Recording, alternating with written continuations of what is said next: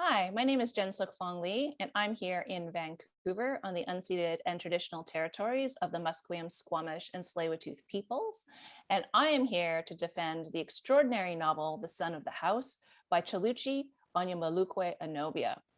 Now, one of the things I really want to talk about with this book is that there are two female protagonists, Julie and Nwabulu, who are some of the most unforgettable female characters you will ever read in any fiction. They're both very different. Julie has an education, she has a good job, she's pretty well off by most people's standards. But she is unmarried into her 30s and ends up hatching a plan to marry a wealthy married man. And that plan becomes unwieldy as she makes a series of difficult decisions to save her marriage and her reputation. Nwabulu, on the other hand, is an orphan who is given away as a housemaid by her stepmother to a wealthy family. There, she is educated a little bit and she meets a lifelong friend and also eventually falls in love. And when this love affair is discovered, Nwabulu is disgraced and has to start her life over multiple times to finally become like a tailor and a fashion designer. And she eventually has her own shop and a family. Eventually, Julie and Nwabulu meet and become friends. And at this time, they're kidnapped for ransom. And then while they're waiting to be freed as they're in captivity, they start to tell each other their life stories. And what happens is they both discover that they are actually far more connected to each other than either of them would ever have imagined.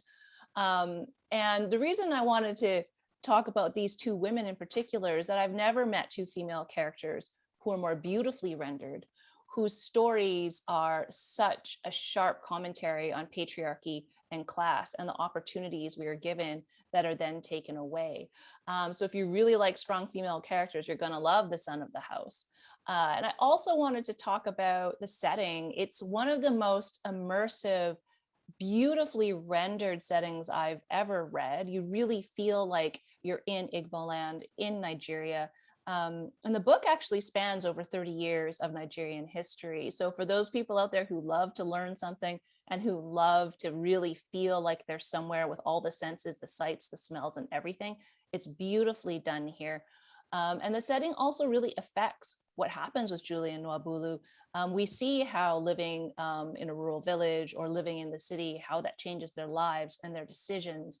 And also, if you like reading about food, there's a lot of food in The Son of the House, and it's gorgeously written about. And it made me real hungry, which is what I love about a good novel.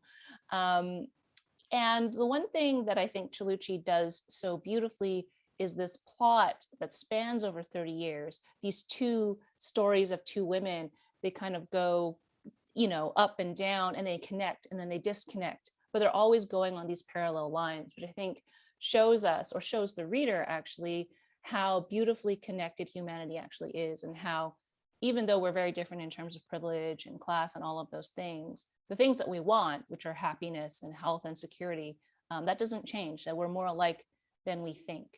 And there are some huge big themes here. Like we're wrestling, Cheluchi is wrestling with some big stuff here with like patriarchy and like sexual agency and poverty.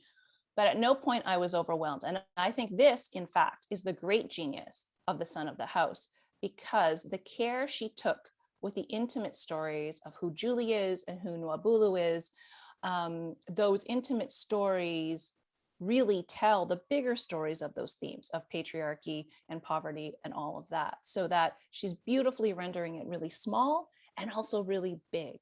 So it gives the reader a sense of the hugeness of the topics she's tackling, but at no point do we ever forget that this is actually an intimate story of two women who are forced to make certain decisions. Some decisions that as a reader we think, no, don't do that. And some decisions where we think, yes, this is so good. And that's how the genius of that connection between the sort of macro story and the micro story is, I think, where Cheluchi's skill and like writerly instincts really plays in. So this in general, for me, The Son of the House by Cheluchi Onyemelukwe-Onuobia is masterful writing, masterful storytelling, giving us so much to really sink our teeth into, but also giving us so much to think about, to learn, and to also feel emotionally compelled by.